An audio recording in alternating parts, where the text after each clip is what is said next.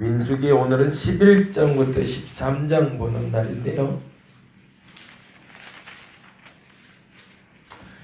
11장은 장로 70인을 세우는 이야기가 나오면서 우리가 출애굽기를 봤던 그 모세의 장인 이드로로 말미암아 10부장, 100부장, 1000부장 제도가 생긴 것, 그것과 연관된 이야기가 사실은 반복되고 있습니다.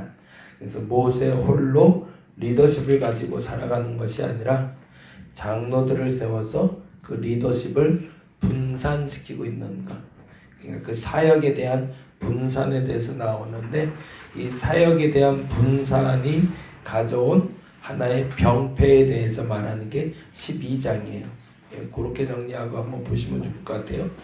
민수기 11장에 하나님이 모세가 과하게 힘든 걸 보시고, 너무 힘드니까 너 혼자 하지마, 장로들에게 맡겨. 그런데 그 힘을 분산시키자 나타나는 병폐, 장점과 단점이 있잖아요. 그 얘기가 12장에 나오고, 13장은 우리가 잘 아는 정탐꾼들을 보낸 이야기. 그래서 이 이야기는 여러분들이 너무 잘 아셔서 13장의 정탐꾼 이야기는 우리가 주일날 한번 나누기로 하고요. 12장에 있는 미리암이 벌을 받은 이야기 같이 한번 봤으면 좋겠습니다. 12장 1절에서 16절까지 말씀 같이 한 목소리로 읽도록 하겠습니다. 읽겠습니다. 모세가 구스 여자를 취하였으므로 미리암과 아론이 모세를 비방하니라. 그들이 이르되 여호와께서 우리와도 말씀하시지 아니하셨느냐? 여호와께서 이 말을 들으셨더라. 이 사람 모세는 온유함이 모든 사람보다 더하더라. 여호와께서 갑자기 아론과 미리암에게 이르시되 그 세 사람이 나아가매 여호와께서 구름 기둥 가운데로부터 강림하사 장막문에 서서 아론과 미리암을 부르시는지라. 나아가매 이르시되 내 말을 들으라. 너희 중에 선지자가 있으면 나 여호와가 환상으로 나를 그에게 알리기도 하고 꿈으로 그와 말하기도 하거니와 내 종 모세와는 그렇지 아니하니 그는 내 온 집에 충성함이라. 그와는 내가 대면하여 명백히 말하고 은밀한 말로 하지 아니하며 그는 또 여호와의 형상을 보거든. 너희가 어찌하여 내 종 모세 아니하느냐? 여호와께서 그들을 향하여 진노하시고 떠나심에 구름이 장막 위에서 떠나갔고 미리암은 나병에 걸려 눈과 같더라. 아론이 미리암을 본즉 나병에 걸렸는지라.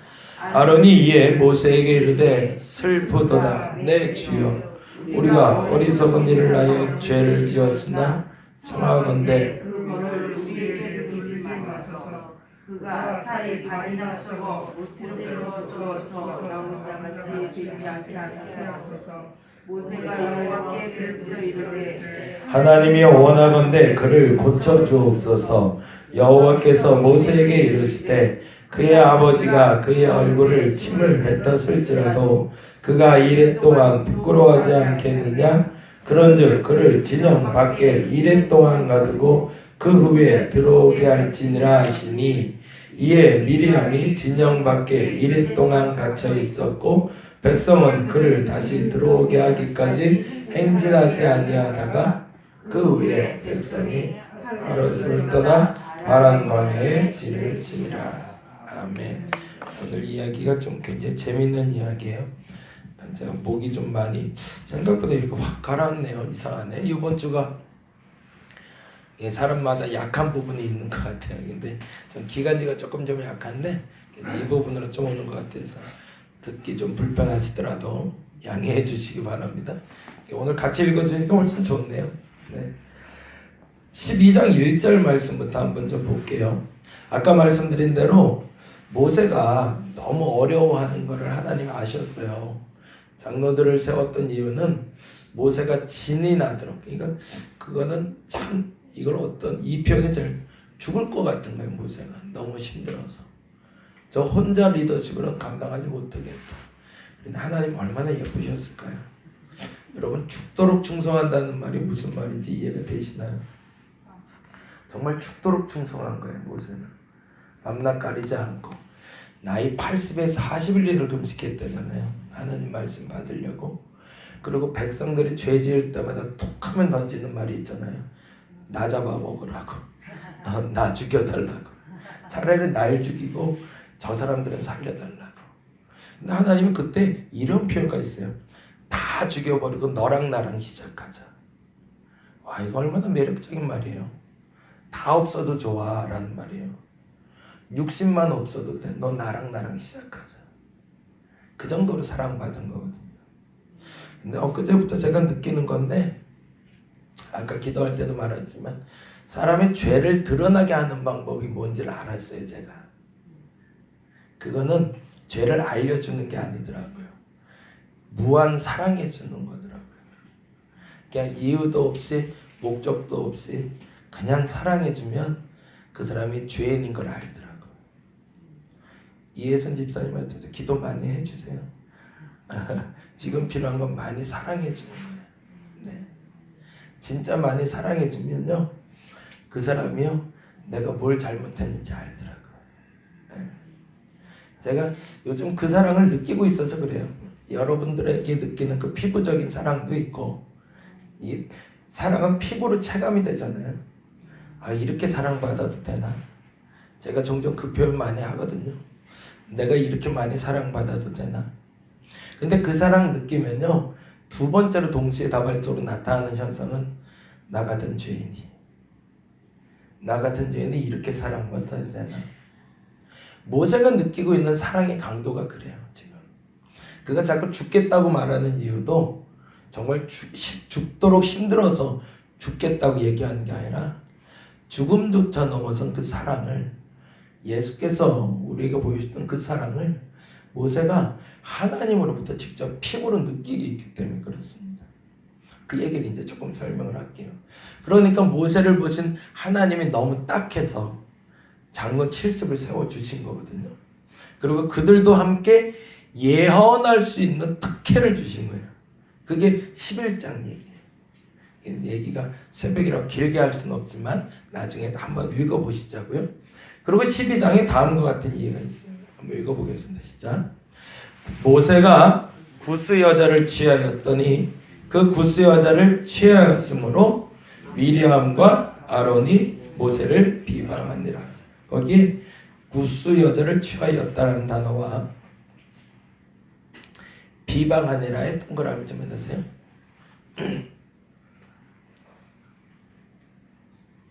이게 두 번이나 반복이 돼요. 하나님께 약속을 받을 때 아브라함아 아브라함아 급할 때나 확증할 때 부르는 단어잖아요. 성경에서 두 번이 반복된 건 확정된 얘기를 얘기해요. 구스 여자를 취하였더니 구스 여자를 취하였으므로 라는 얘기는 모세에게 기회가 있었다는 거예요. 이건 모세의 잘못이에요. 이디오피아 여인, 애굽 여인입니다. 애굽에서 나온 사람이잖아요, 모세는.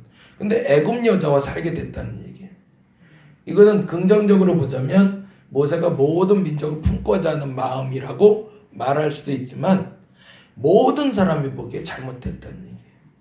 근데 그 실수를 회복할 수 있는 기회가 주어졌는데 그 기회를 놓쳤다는 얘기가 두 번 반복되는 얘기입니다.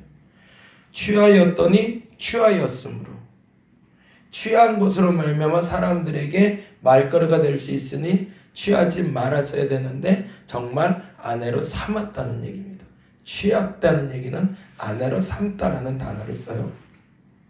근데 재미난 단어가 요 비방하니라라는 단어예요. 이게 시브리어 원어를 봐야 되는 이유가 거기에 있는데요. 비방한다라는 단어가 여성형 동사예요. 그건 주어가 뭘까요? 남성이라는 걸까요? 여성이라는 걸까요? 주어가 여성이라는 얘기죠.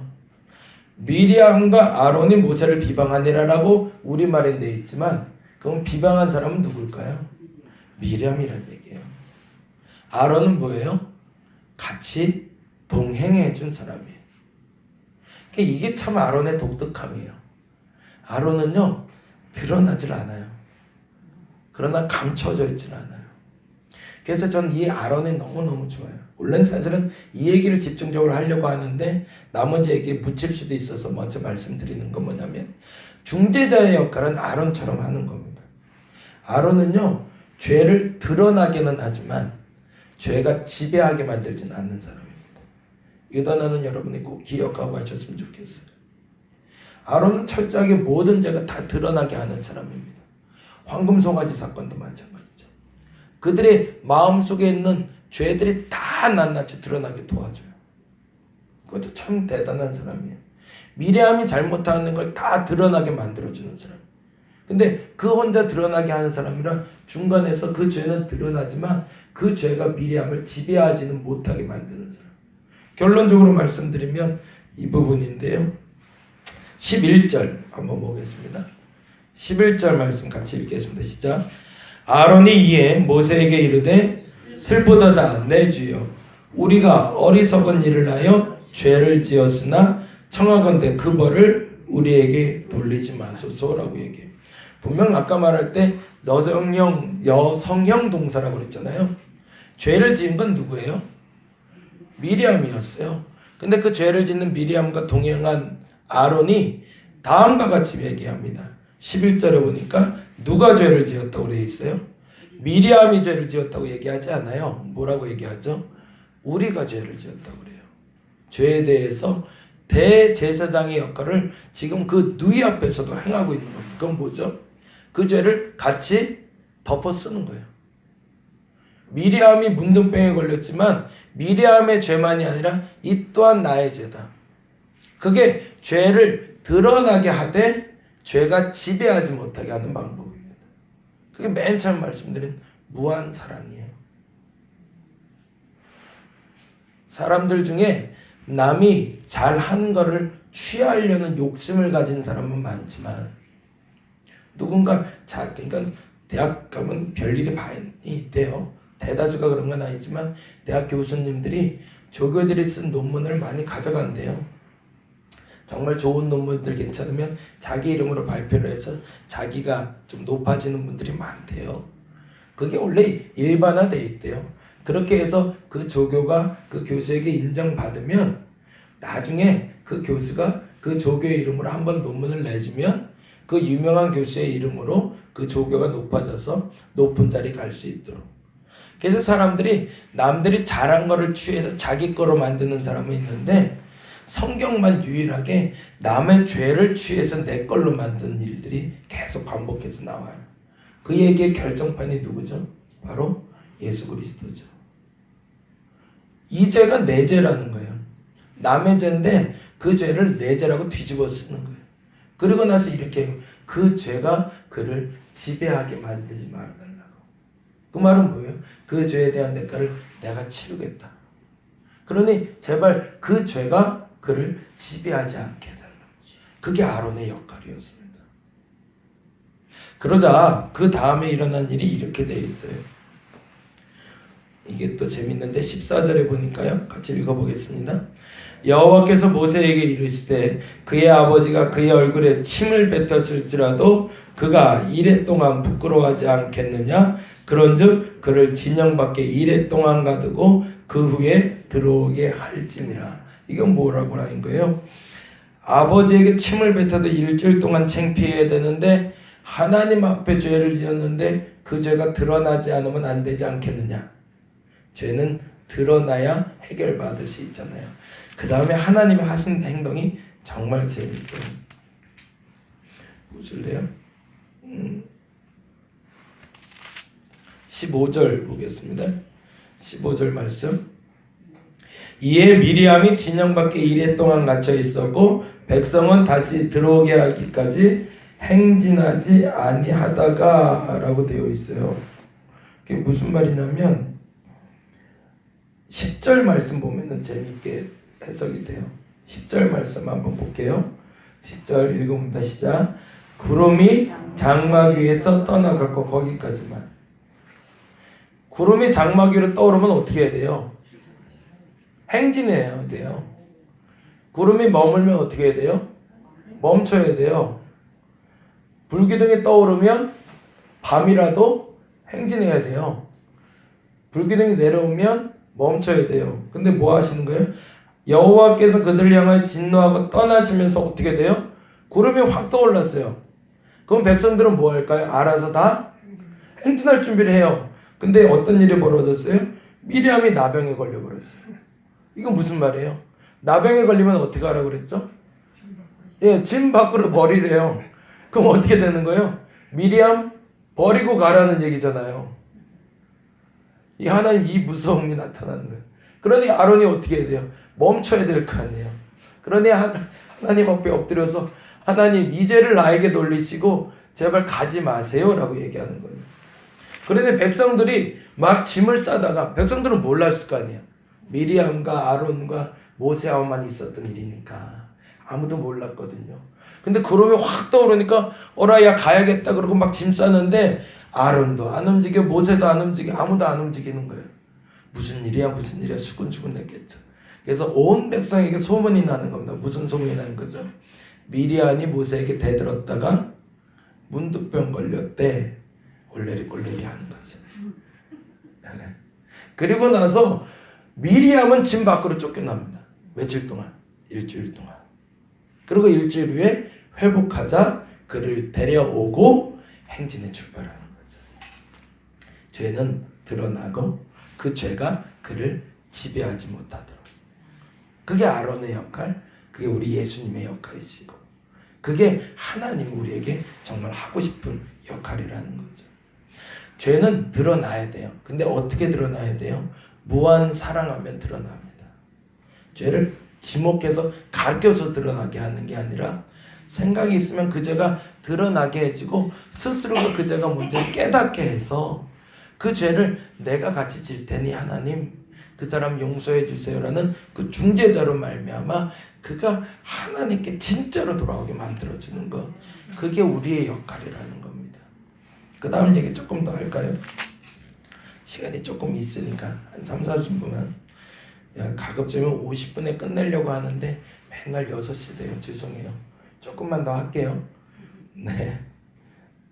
그리고 나서 2절 말씀 볼게요. 아까 1절 말씀에 그 비방하느라가 미리암을 말하는 여성 동사라는 얘기 드렸고요.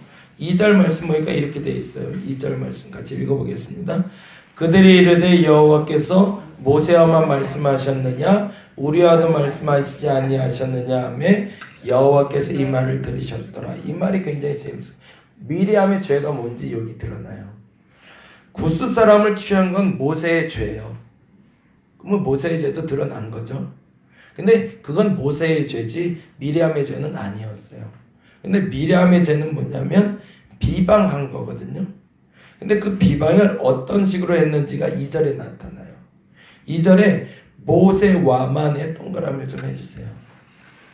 이게 왜 중요하냐면 모세에게 가서 너 왜 구스 여자를 취했냐라고 말하지 않았다는 얘기예요. 이게 히브리어 원어에 보면 3인칭이에요.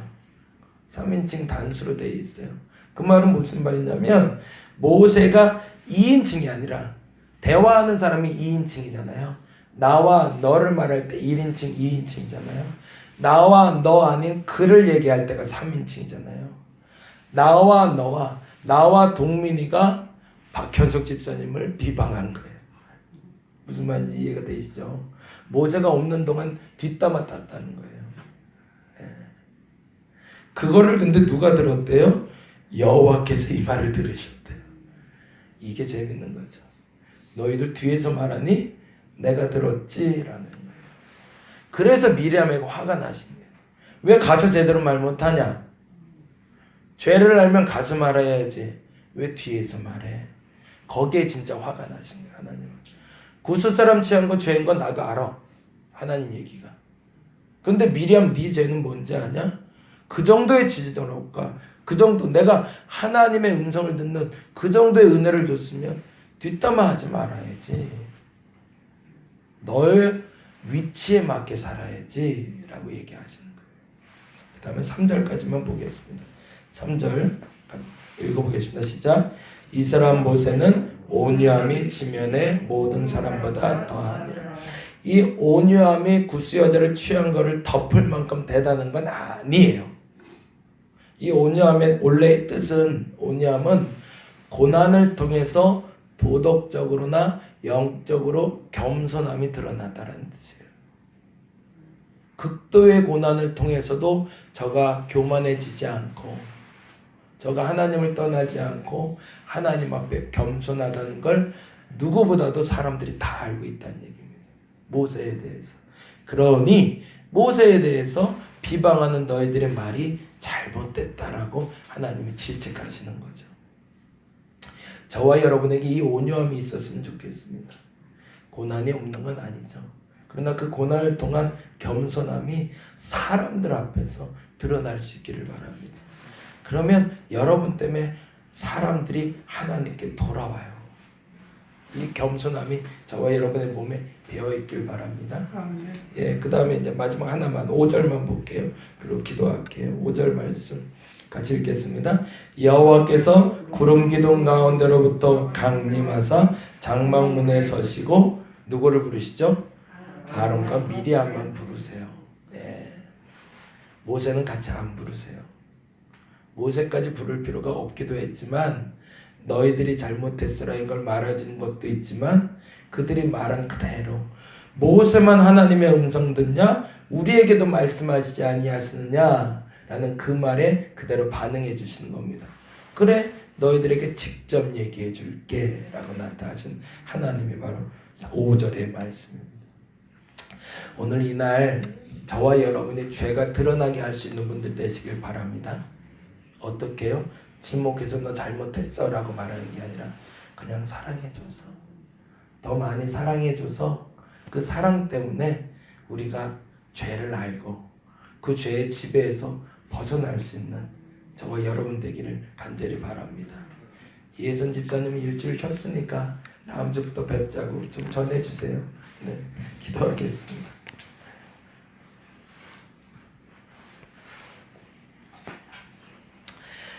하나님 맞습니다. 불편한 거 있고 어려운 거 있고 속상한 거 있어도 진짜 사랑하는 마음이 있을 때 죄를 제대로 드러나게 함을 알게 됩니다. 사람들이 잘못한 걸 알게 될 때 그것을 콕 집어서 너 이런 잘못했어 라고 말하는 그리스도인이 아니라 그래서 내가 너를 사랑해 라고 말할 수 있는 그리스도인 되게 하여 주옵소서.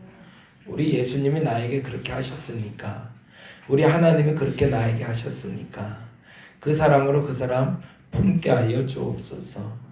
그리고 그 사람이, 그리고 내가 그 죄의 지배를 받는 것이 아니라 죄는 비록 드러났지만 죄의 지배에서 벗어나는 우리가 되게 하여 주옵소서.